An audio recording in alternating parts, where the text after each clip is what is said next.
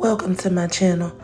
No, I don't have any fancy intros and stuff yet, but one day it's coming soon. Listen, so what I'm going to walk you through and slightly talk you through is, first of all, what I have dubbed as the bipolar color, installing the bipolar color, and then I will walk you through cutting the perfect mushroom using 28 piece and whatever 8-inch hair you choose. So what I've preferred to use is Milky Way Saga and Femi 28 piece. I don't know if it's sold nationally, but you can use whatever comparable 28 piece and 8-inch yaki hair that works for you.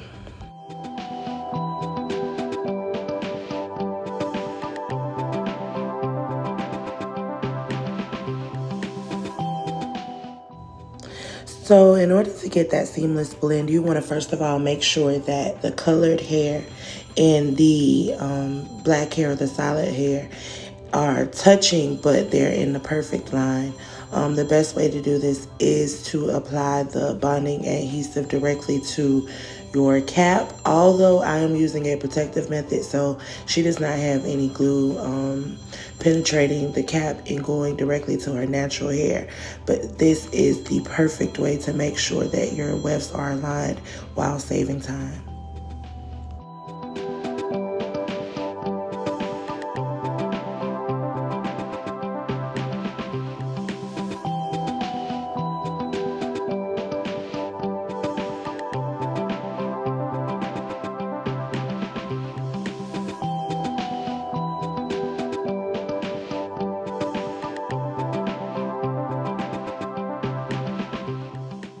So now that I've finished with the purple, I'm going to go ahead and do the same thing on the other side with the black hair.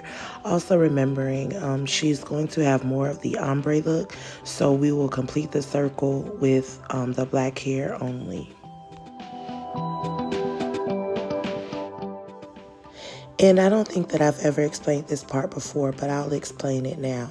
So the reason why I focus on the front, I like to make the bangs really heavy, but I like for the sides and the back to blend into the 28 piece seamlessly. And I found that it's best to do this method where you're applying the front wefts directly to the front, and then you close in the top with a circle, and that will take the 8-inch hair over to the sides as well, and you will see more of a proportionate spread of the 8-inch hair throughout the hairstyle versus where sometimes you may see the bowl cuts or the mushroom cuts and they're really heavy all the way around. This minimizes that from happening.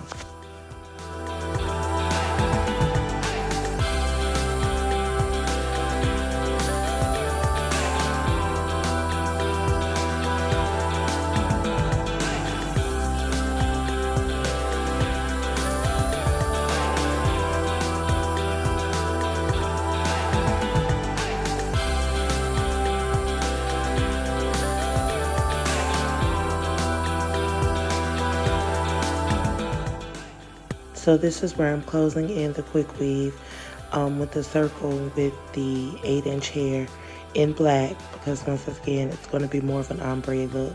The purple will still be very visible, but it will look like more of an ombre.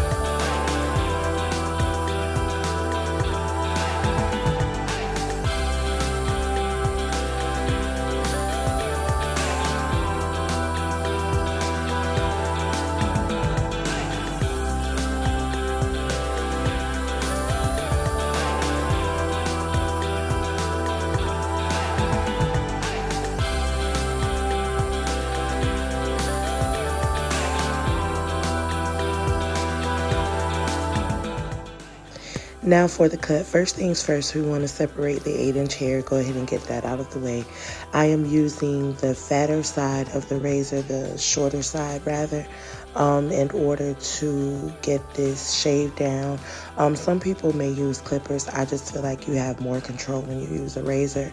Also, I'm going to go ahead and press out these sideburns with my flat iron. That just reduces that curl that can be uncomfortable looking. I really don't like the way the curl looks. So we go ahead and take that curl out of the sideburns. And also, I save my shaping for the end. I like to shape my sideburns once I've already completed the cut and style of the top part. That's just something that works best for me. I feel like it's more cohesive when you see the completed look. So once again, I'm taking that same fat side or the shorter side of the razor comb, and I'm just shaving down into the hair. If you notice the position of the razor, I am not going above her ear. And that's only because I want this hair to blend. I want it to be a seamless blend between the 8-inch and the 28 piece. There are those who will cut this completely down and flat, and I feel like that's why sometimes it does not blend. Razor cutting will always give you a much better blend than a clipper cut or a shear cut where you're cutting in a straight line. I prefer razors over any cutting tool, and I also utilize point cutting, which you will see in a moment. So once again, I'm just going around. I'm doing the same thing on the other side that I did to this side. I'm separating it. I'm putting some behind her ear and some to the front of her ear, and I am shaving it all down to a uniform length, being mindful of staying below her ear in the back so that if I need to do any final cuts and blending, I am able to do it. I still have the hair on the head basically to do it.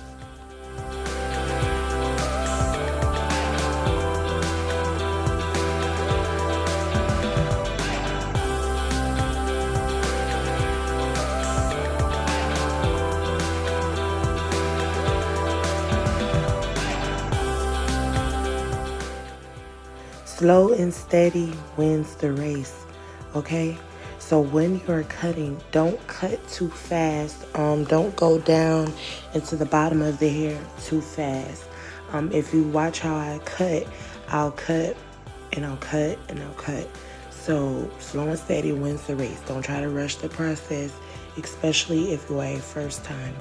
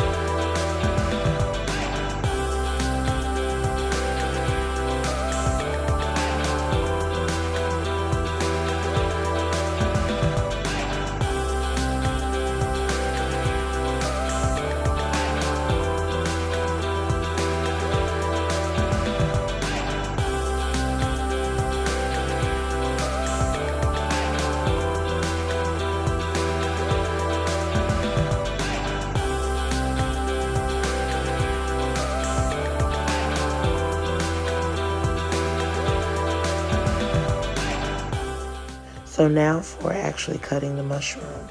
We're going to go ahead and comb everything down in this natural filing position. I am going to grab my razor because once again, I am going to do a razor cut. You want to make sure that you have everything combed out, the glue, the excess glue or anything of that nature, so that it's not tugging and pulling while you are grabbing your section. So here I am going to grab my first section. I always start in the middle because this is going to be my guide for the entire haircut. go ahead and get everything in the same position, and you're just going to lightly come down with the thin side of your razor, not your fat side. As you get closer to the bottom of her face, you'll take the razor and cut into it a little more. If you just watch the direction of the razor in my hand, you can understand what I'm saying. Once again, now we are just going to do some well, I don't know how we could call that, but you see what I'm doing, hopefully.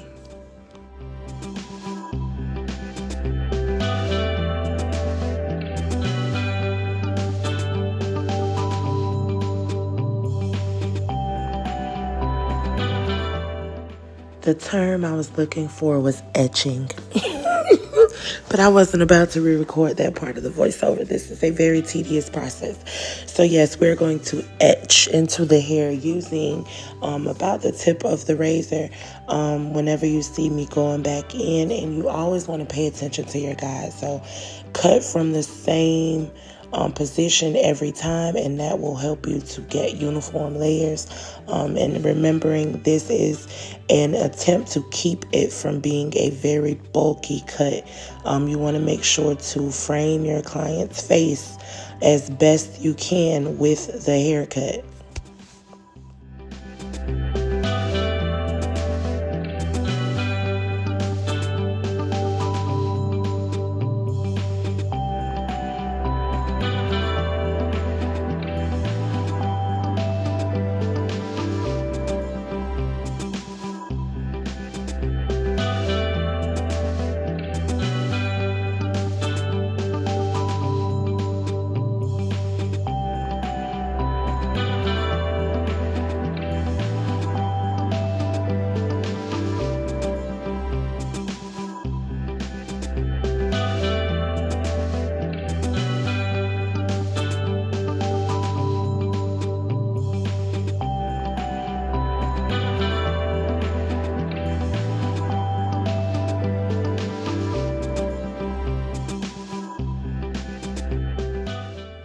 When you get to the back, you are doing the same thing. You're doing a light cut and you're etching, but remembering you do not have as much hair in the back because we only close the circle closer to the top. So the best thing to do is to do a very light cut versus how I was doing a very heavy cut up front. On your sides and your back, you just want to do a very, very light cut, etch, and then keep it moving. You'll come back and you'll perfect the cut and tighten the cut up with shears.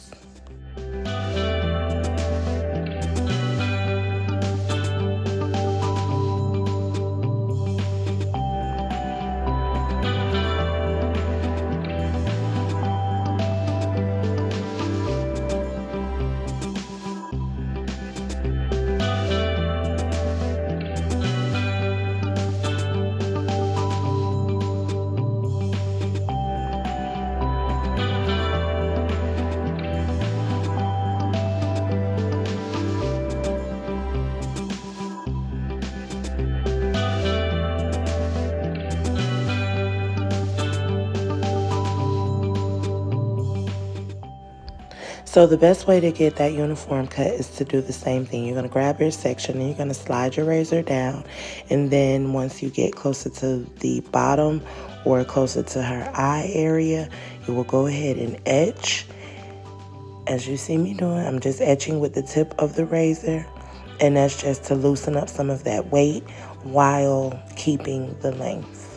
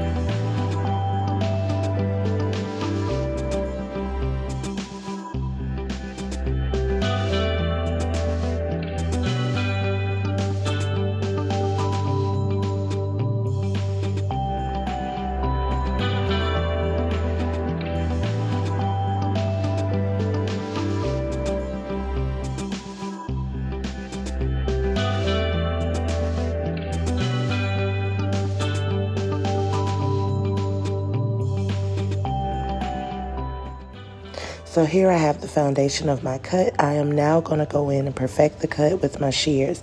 I'm going to point cut the bottom, or the, I don't know what to call it. Listen, I'm not a damn Cosmo instructor. I'm just a hairstylist who's really, really good at this. So yeah, we're going to go ahead and point cut all the way around to get that initial shape, and then we will come back and release some more layers, point cutting there as well.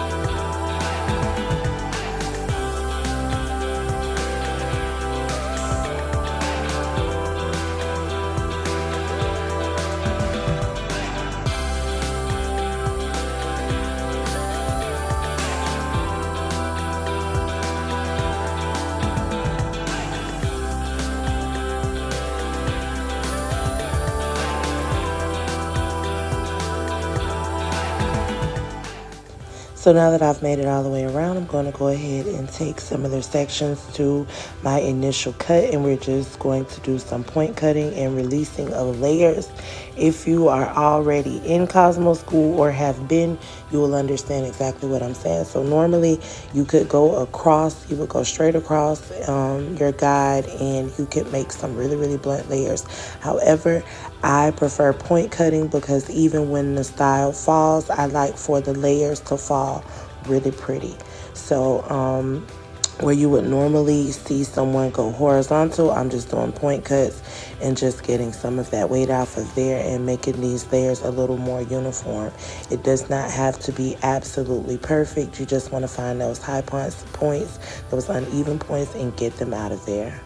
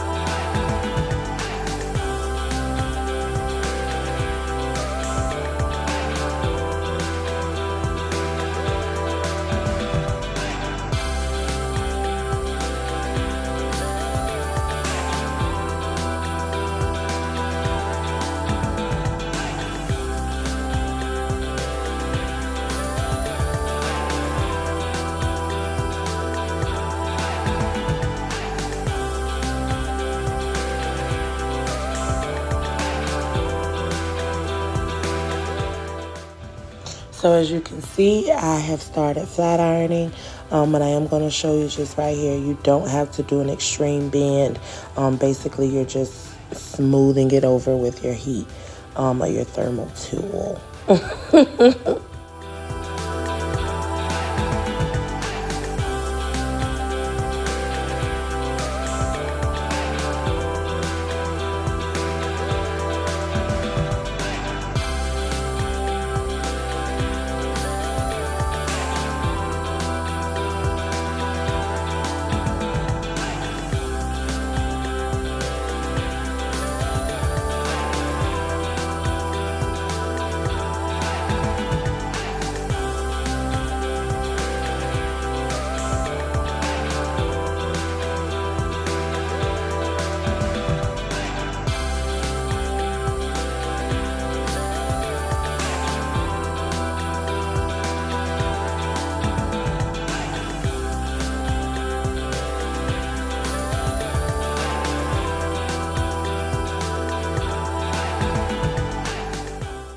So now that everything's all pressed out and curled, I'm just going to go ahead and perfect the tape line with my clippers, and then we'll be finished.